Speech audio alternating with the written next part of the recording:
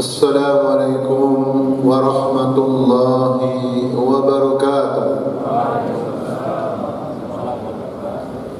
Alhamdulillahil aliyyil qadir, wassalatu wassalamu ala nabiyyil basyirin nadhir wa ala alihi wa sahbihi alladhina salaku tariqahul munir, amma ba'd.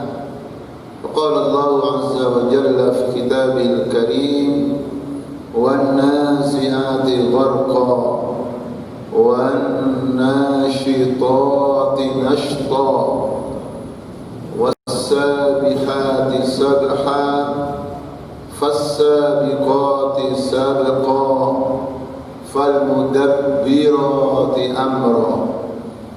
إخوة الإيمان, saudara-saudaraku seiman dan seakidah yang saya cintai karena Allah Subhanahu wa taala, umat Al-Quran, pecinta Al-Quran, pejuang Al-Quran dan sunnah yang semoga dimuliakan oleh Allah Subhanahu wa taala. Kajian kita pada sore yang semoga diberkahi oleh Allah ini adalah tafsir surat An-Nazi'at. An-Nazi'at dari kata naza'a yang artinya mencabut. Kemudian tema besar dari surat An-Nazi'at ini, Bapak Ibu sekalian, adalah isy'aru al-qalbi haqiqatal akhirah. Isy'ar, merasakan hati. Jadi hati kita semua ini hendaknya merasakan haqiqatal akhirah, hakikat kehidupan akhirat.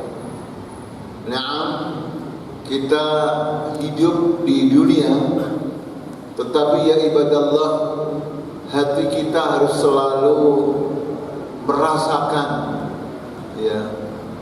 kehidupan akhirat yang hakiki. Karena pada dasarnya ajaran Islam itu dinud dunya wal akhirah, agama dunia dan akhirat. Sehingga kalau kita mengamalkan dengan sebenar-benarnya, mengamalkan ajaran Quran dan Sunnah, maka Allah menjamin kita akan bahagia dunia dan akhirat. Saudara sekalian, surat An-Nazi'at ini ada beberapa poin isinya. Yang pertama, al-qasamu bi asya'a mubhamatin. Jadi Allah bersumpah dengan perkara-perkara atau sesuatu yang misterius, tidak jelas.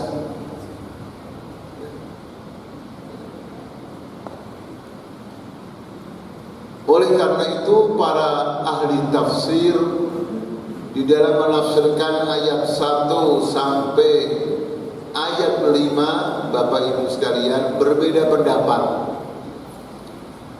Aslinya makna wan nazi'ati gharqa adalah demi yang mencabut dengan keras. Nah, ini yang mencabut siapa? Apakah malaikat? Apakah an-nujum?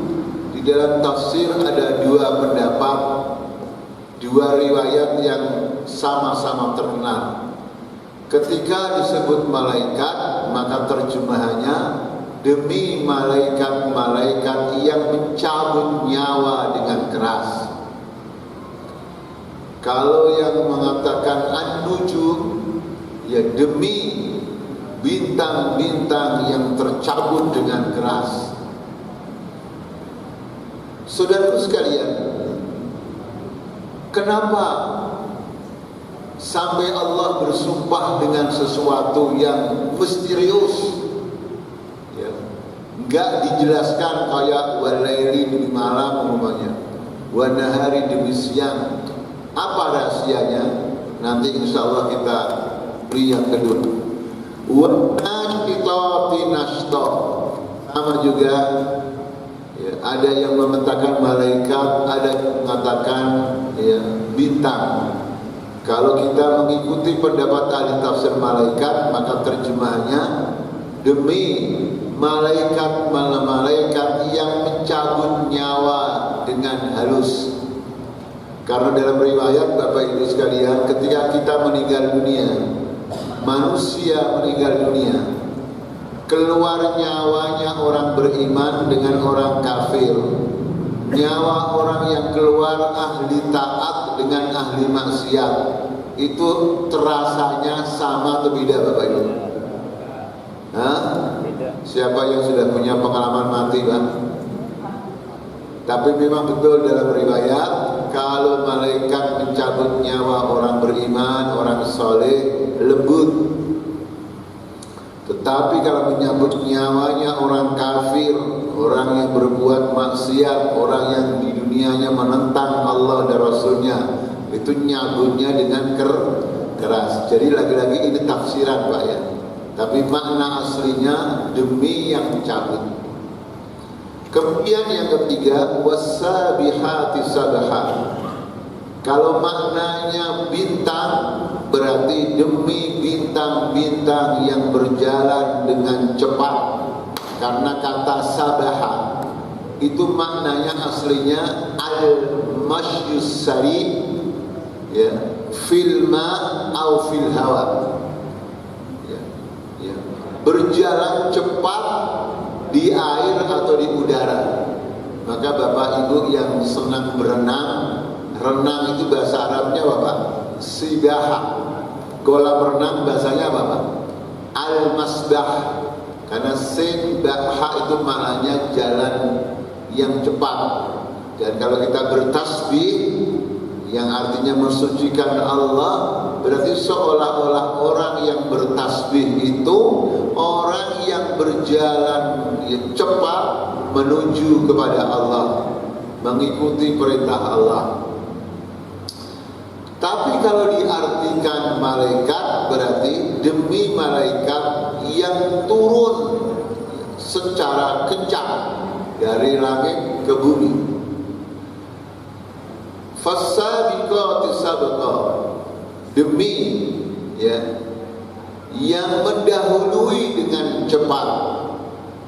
Ya, kalau malaikat ya malaikat, kalau bintang ya bintang. Kemudian fal mudabbirati amra, demi yang mengatur urusan dunia. Kalau ulama tafsir mengatakan mereka malaikat, berarti malaikat yang mengatur urusan dunia dengan baik. Bapak Ibu sekalian, ketika kita ya aktivitas seperti ini, kita sendirian atau kanan kiri ada malaikat. Kalau kita tidur, saudara sekalian, kita sendiri atau ada malaikat. Makanya Pak, coba seandainya kalau nggak dijaga oleh malaikat, kita kalau tidur itu Pak, anggota badan kita yang terbuka, ya, apakah selamanya tertutup atau juga terbuka juga Pak? Pak, kalau nggak dijaga malaikat, itu kira-kira telinga kita kemasukan apa Pak? Itu bayarnya berapa Pak? Selama kita hidup sampai meninggal dunia nanti. Ya. Maka Allah bersumpah dengan al-mudabbirati amra. Ini yang saya katakan tadi pertama, al-qasamu bi asya'a mubhamatin. Jadi sumpah, Allah bersumpah dengan ya perkara-perkara yang misterius. Dan Bapak Ibu masih ingat, kalau Allah bersumpah dengan makhluknya itu li'ahamiyatiha, karena urgensinya. Berarti 5 perkara yang disebutkan dalam ayat pertama sampai ayat 5 ini sesuatu yang sangat penting. Selesai Pak ya. Sekarang masuk yang kedua, atharul qasami bil mubhami fin nafsi. Pengaruh sumpah dengan sesuatu yang mubham, yang tidak jelas, yang misterius. Apa pengaruhnya dalam diri manusia? Nah, inilah hikmahnya Pak.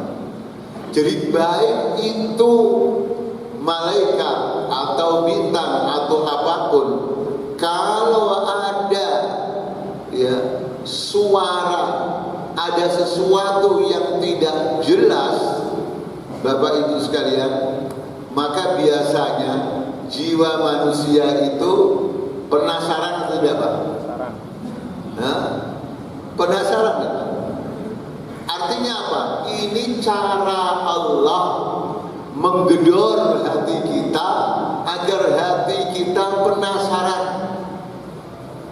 Apalagi secara umum surat An-Nazi'at ini berbicara tentang kiamat, sehingga kita dalam hidup ini dibikin penasaran oleh Allah untuk senantiasa ingat hari akhirat.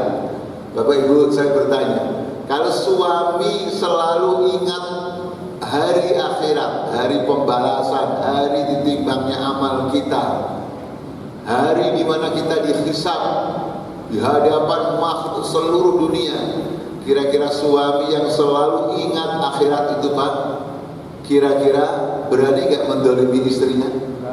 Sama juga istri kalau selalu ingat akhirat, hari perhitungan, hari pembalasan, hari di mana seluruh manusia masing-masing bertanggung jawab menghadap panggilan Allah, ya, pertanggungjawaban Allah, kira-kira berani Pak istri muda membunuh suaminya dan anak tirinya?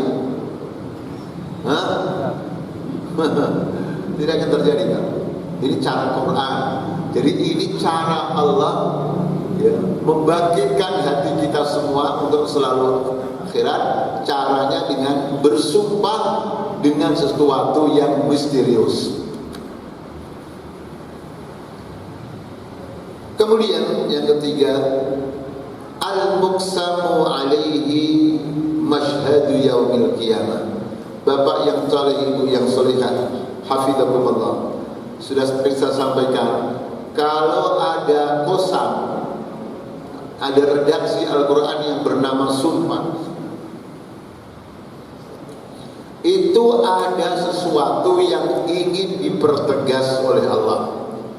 Makanya ulama tafsir mengatakan al-qasamu adalah min adawatit taukid, adalah alat untuk mempertegas. Nah, yang dipertegas itu apa? Itu dalam tafsir disebut jawabul qasam, jawabnya sumpah, atau dengan istilah lain al-muqsam alaih. Kalau wallahi, tallahi, billahi itu huruf qasam, huruf sumpah. Kalau wan nahari, an-nahar, wal laili al-lail, itu disebut al-muqsam bihi, yang dipakai oleh Allah untuk bersumpah. Nah, setelah itu ada sesuatu yang dipertegas, yang diperkuat, apa tadi Bapak Ibu namanya? Jawabul qasam, jawabnya atau al-muqsam alaihi.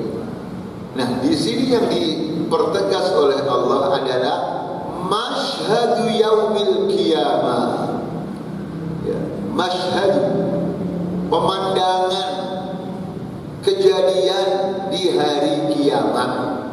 Itulah yang dipertegas oleh Allah, sehingga kita semua tidak ada sedikit pun yang ragu kepada hari kiamat. Apa yang terjadi di hari kiamat itu? Ini ada dalam ayat 6 sampai, Bapak Ibu sekalian, adalah sampai ayat 14. Ayat 6 ya, sampai ayat 14 itu semuanya berkaitan dengan sebuah peristiwa yang menakutkan yang terjadi di hari kiamat. Kita mulai yang pertama. Hari kiamat itu, ya, peristiwa yang pertama yang disebutkan dalam ayat ini adalah yauma tarjufur rajifah, hari di mana tarjufur rajifah, ya. Hari di mana kamu akan dibangkitkan di hari itu ketika tiupan pertama menggoncang alam.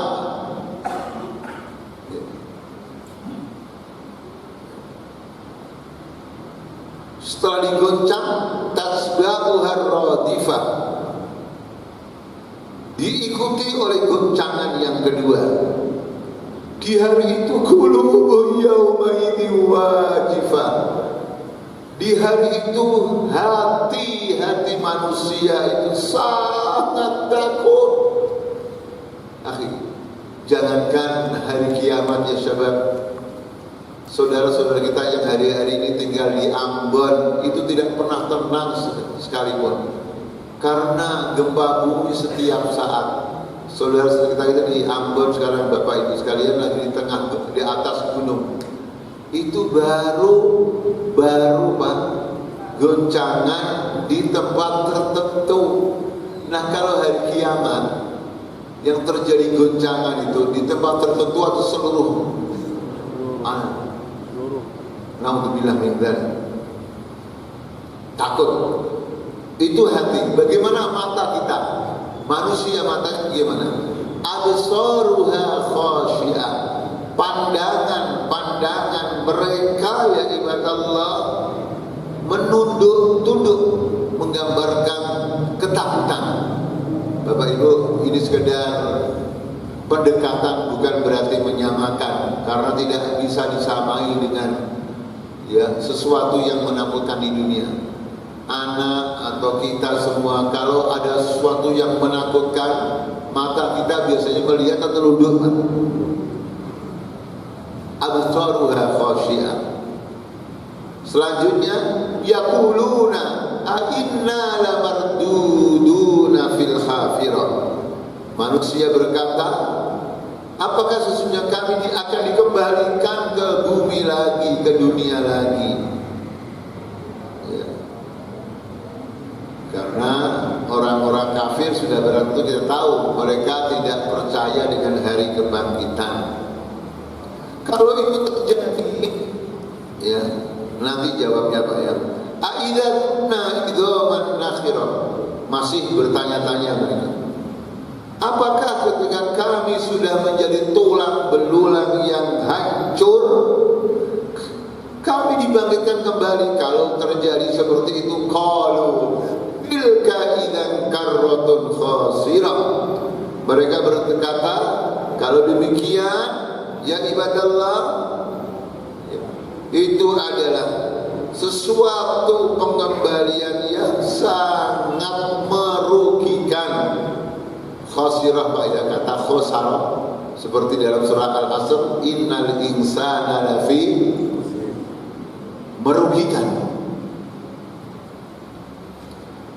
Setelah itu fa innama hiya zazratu wahidah, maka pengembalian itu hanyalah dengan sekali tiupan saja.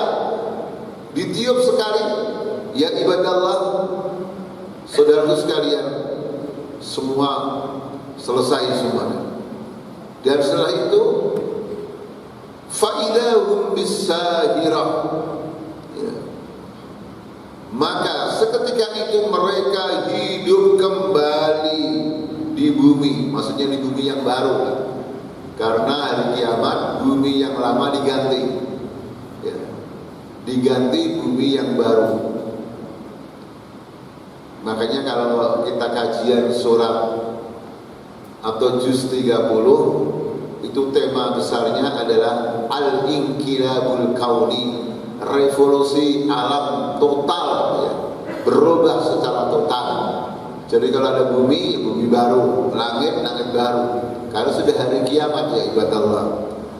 Inilah nomor 3 yang ingin dipertegas oleh Allah adalah sebuah peristiwa pemandangan yang menakutkan di hari kiamat. Saudara sekalian, yang keempat, apa kandungan yang ada dalam surat An-Nazi'at, Bapak Ibu. Yang keempat ini seolah-olah nggak nyambung, Pak ya. Tadi bicara hari kiamat, sekarang bicara tentang kisah Musa alaihissalam dan Fir'aun ya. Dan itu dikasih mukaddimah. Nomor 5 adalah ya, nomor 4 dulu Pak ya, Qissatu Musa ma'a Fir'aun. Di situ Allah berfirman, hal ataka hadithu Musa, apakah datang kepadamu ya kisah tentang Musa alaihissalam. Yang saya tanyakan Bapak Ibu sekalian, di dalam Al-Quran banyak kisah-kisah umat terdahulu dari Adam sampai sebelum Muhammad SAW yang sudah berturun Nabi juga dikisahkan. Saya bertanya Pak, kalau Bapak membaca Quran dari awal sampai akhir, kisah yang paling banyak diulang-ulang dalam Quran kisahnya Nabi siapa? Nabimu. Pertanyaannya, kenapa kok Nabi Musa? Kenapa bukan Nabi Adam, Nabi Nuh, Nabi Lut, Nabi Isa, Nabi Saleh, Nabi Ilyas, Zulkifli? Kenapa yang paling banyak diulang-ulang dalam Al-Quran adalah kisah Nabi Musa? Siapa Pak? Yang tahu jawabannya dapat hadiah umrah, dijemput di mana Pak? Hah? Kalau ditanya apa rahasianya Pak? Jawabannya wallahu a'lam, Allah yang paling tahu. Nah Bapak kalau kuliah jurusan tafsir ada soal berbunyi apa rahasianya